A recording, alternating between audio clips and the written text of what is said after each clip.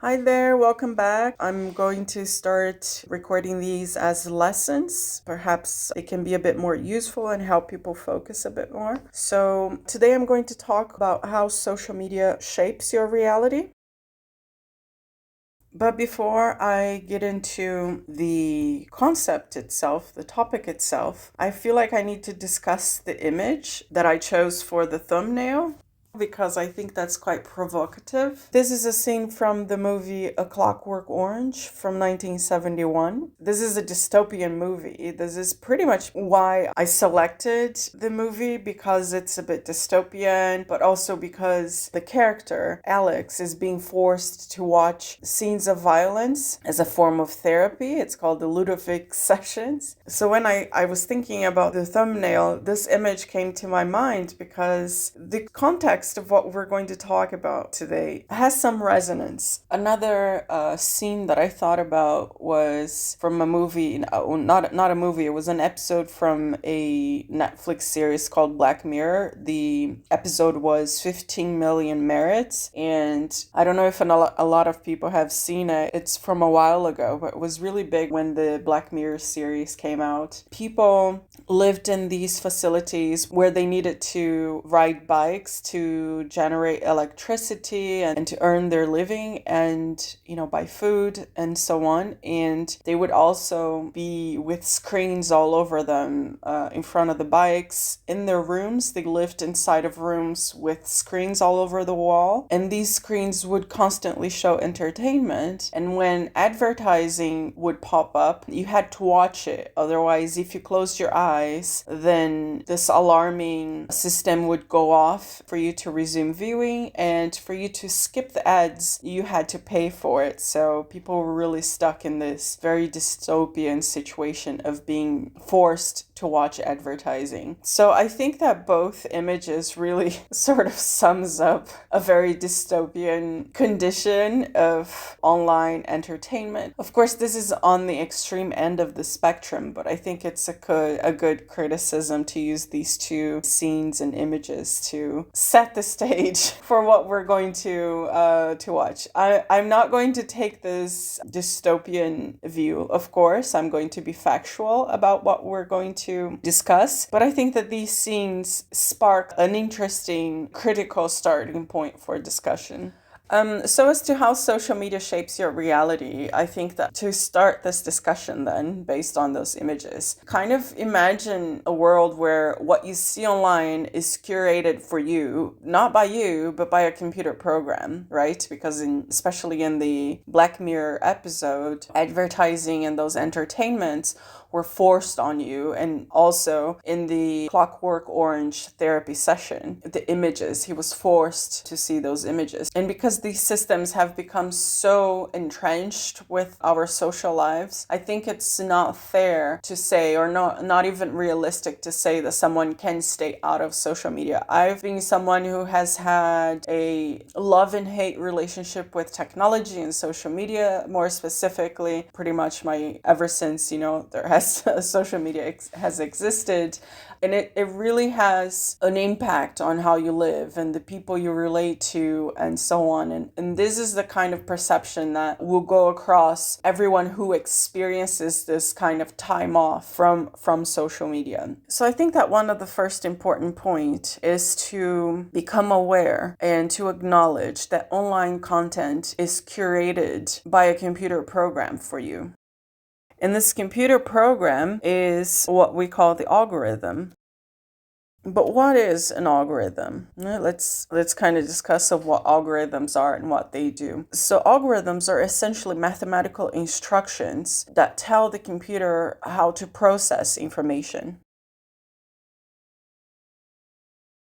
They're pretty much instructions like, if this is the more basic of them. So if the person clicks on this, then you show this. This is the more simplified form of algorithm instruction. But then, of course, they get more complex as the systems become more complex and the processing instruction involves more variables. But then what is important to really understand is the algorithm is what decides what you see on these social media platforms like Facebook, Twitter, TikTok, TikTok, YouTube, and so on. So it's the algorithm that will decide what you see. And I think that this is information that is already very common to understand, especially for content creators, because they create whatever it is that they're posting online based on how the algorithm functions, on their understanding or perception of how the algorithm functions, because most of them are closed. People don't know how the selection process goes, but they create content based on this general notion of how they work so that they can perform better with what they create. So to really talk about how social media shapes our reality, it's important to have an understanding of how algorithms have changed the information environment, and especially in the past decade and a half more intensively because of the rise of social media. So it has changed the information environment quite significantly. And a result of that is that it really changes and shapes not only the way you see the world and how you perceive the world around you, but also it shapes how you behave, because you're constantly interacting with the information that's fed into your screen, into your interface, into these platforms. So before social media,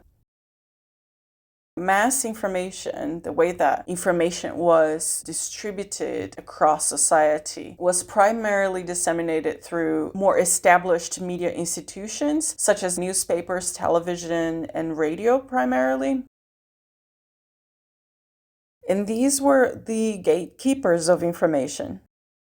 What essentially they did was they filtered and verified information before it reached the public. And this system also had its limitations, right? Because all of this were done by people and there was a lot of potential bias for limitation, both access to information and for the ability to become someone who distributes information. This access was very limited. So the model was pretty much centralized. And one of the features, both positive and not as positive, was that this model of mass communication provided a relative control over how information was distributed across society. There was some level of coherence in how the social debates, the narratives, and the conversations would happen at the high level of society. So people would still have different opinions individually in their local communities and so on. But across society as a whole, there was some level of coordination of how information was spread. And this happened in a very strategic way. It still does, of course, by negotiations. So government, for example, would pay large amounts of money to television stations, radios, and newspapers to publish specific narratives about politics. And could also see the political debate being very intense in these spheres, because then those forces in society or those groups that wanted to question some of the initiatives would also invest economically into disseminating information that would question those narratives. But overall, there was a lot of coherence because the narrative was centralized. And there is a perception that centralization is not good. But what I want to point out is that, well, sometimes centralization provides some level of coherence. Of course, this is controlled, and the control is exercised by specific groups who they have specific interests, so they can influence the debate given their economic power, because then they can control these mediums. But there was some level of coherence. So in the sense of governance, in the sense of influence in the political discussion, there was a lot of coherence. So let's say that there's a positive and a negative side of centralization, but nonetheless, that's how the system worked.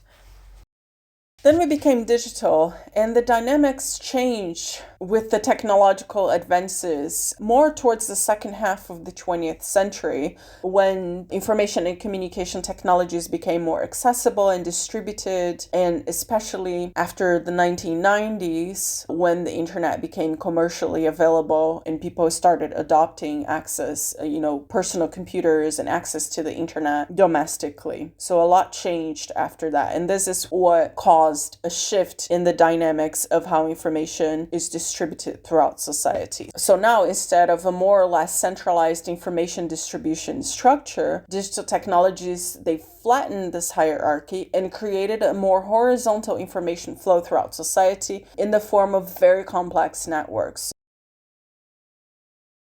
So then we had the shift from conventional mass communications, so television, radio, newspapers, and so on, to digital communications. And what happened is, whereas in the conventional mass communication, there was somehow a hierarchical structure because there were only a few institutions and individuals who detained the power of disseminate information throughout society, that became decentralized. So in digital communication infrastructures, it's more horizontal. It's in the form of networks. These are also in the form of networks, but much less complex than this. And the regular citizen just became a bit more empowered to share information to larger audiences, whereas that kind of activity was really centralized in the hand of fewer institutions. Now, like I said, these are both networks because, of course, you had networks here of actors in the information space in the same way that you had networks here, although these are highly more complex with more actors in it. But what really made a significant impact here is not even in the centralization and decentralization, but the fact that these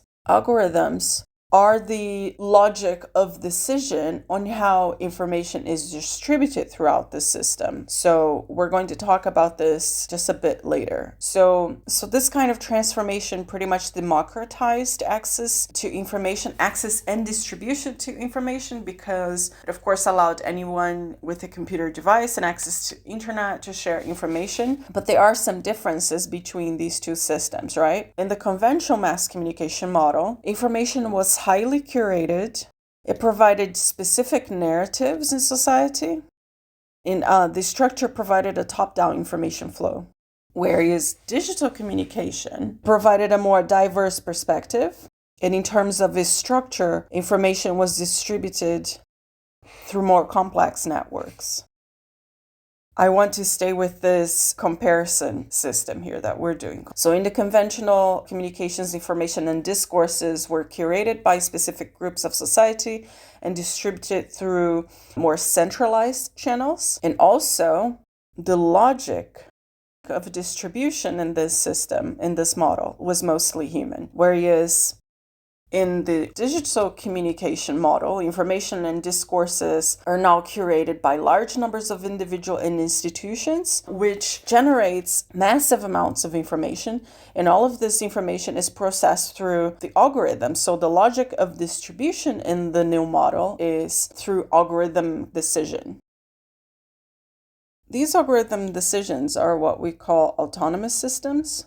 They are systems that have different levels of autonomy in the decision they make. So they are autonomous because they make decisions on their own based on the instructions, the variables that are in the instructions in the system. So it's not entirely fair to say that the decision is made by the system itself, by the algorithm, because it's actually a form of cognition. So humans, they get together and they think through what kinds of variables they're going to put into the algorithm, and they extend their agency through their decision agency, their ability to make decision through that algorithm. So they make the decision process more complex. So then they do that through mathematical equations. And I think that now we're going to focus on this aspect here, so that the logic of the decision is the algorithm.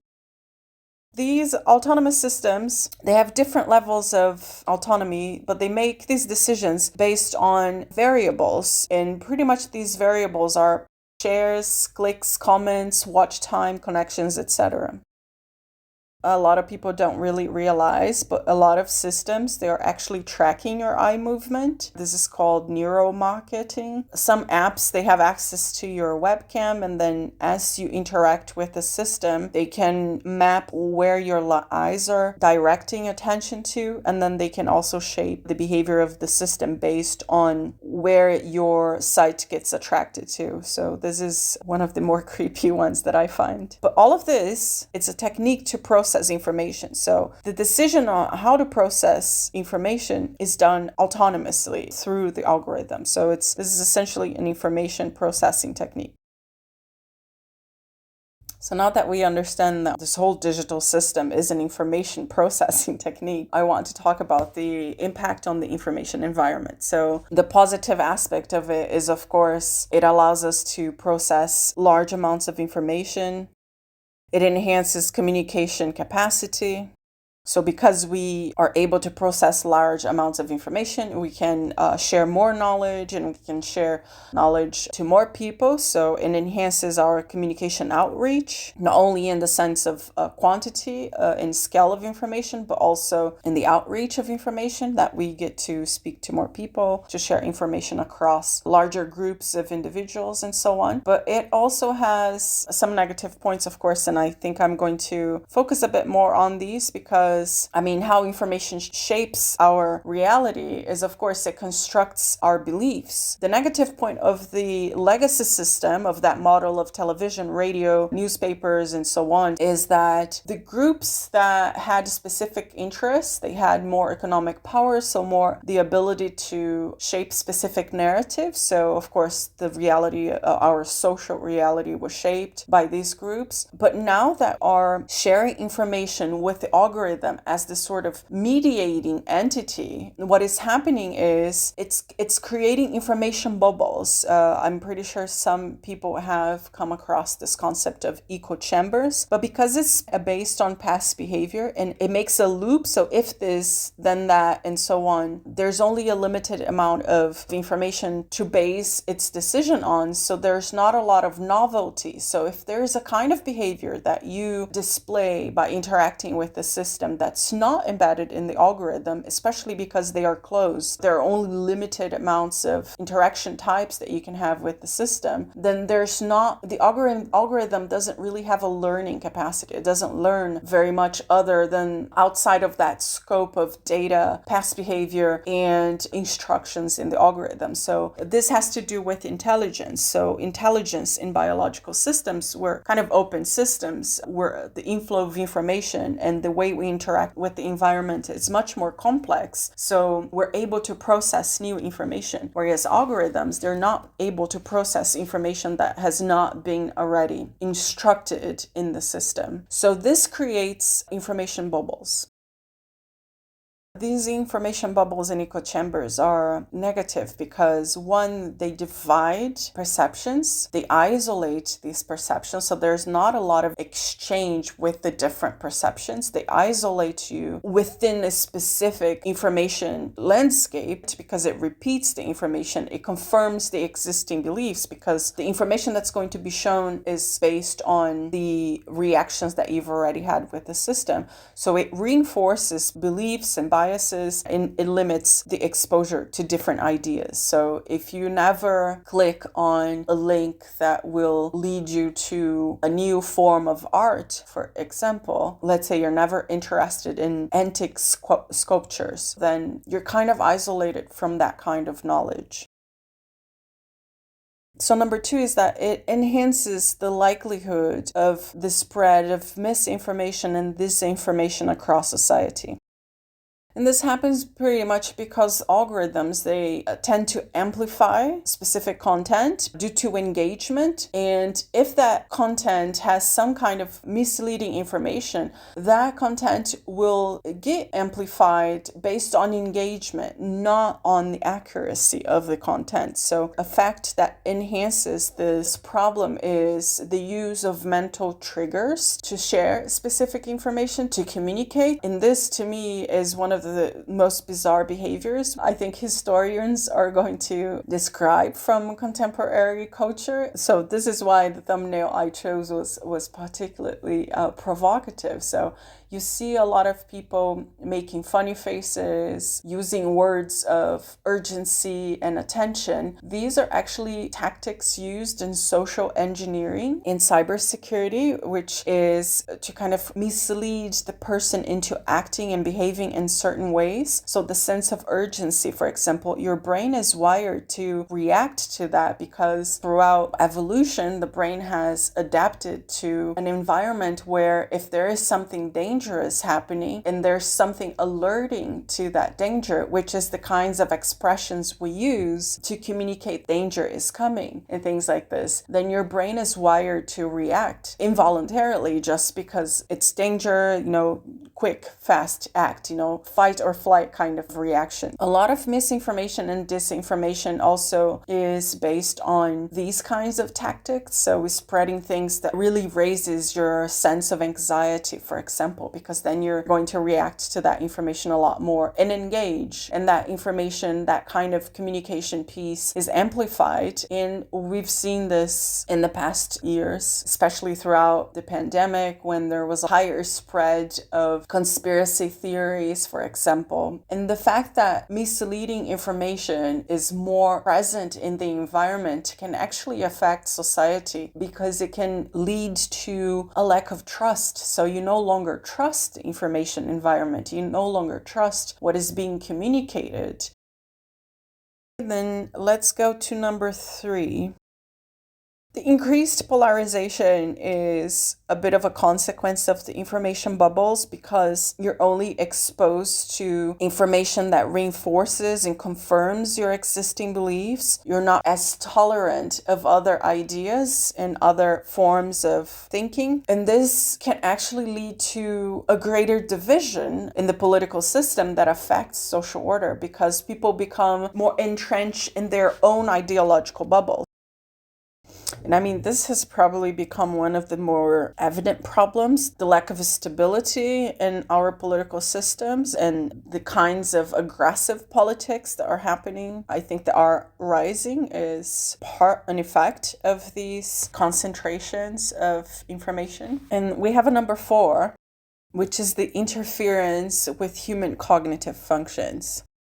Now, this is a very complex topic, and it could also be a bit of a positive take as well, because information technology, it enhances our cognitive capacity, and it enhances our ability to process information, to communicate, and so many other things. But the way in which algorithms and social media platforms and companies and the businesses of the companies run today, what is happening, in fact, is that it's narrowing our attention span, because it's focused on quick response, quick reaction, and short form content. And it's intensifying, it's promoting engagement. It's getting us to engage as much as, this is how they profit. The more we stay in these platforms, engaging with advertising and purchasing and consuming, the more profitable the businesses are. This creates some mental, the level of mental stimulation increases stress, anxiety, conditions of depression, and specifically, which I find very, very concerning, and I don't see it being talked as much as it should, is the fact that it stimulates the neural networks of addiction. These systems and these platforms, these products and services, they are designed to stimulate addiction, so that you use it not in terms of how productive they can be or how efficient they can allow your work to become, but it's actually designed for you to become addicted to it. This is quite concerning, but this is such a complex topic. All of these topics are quite complex, but the interference in cognitive function is one that's very complex. It can't be just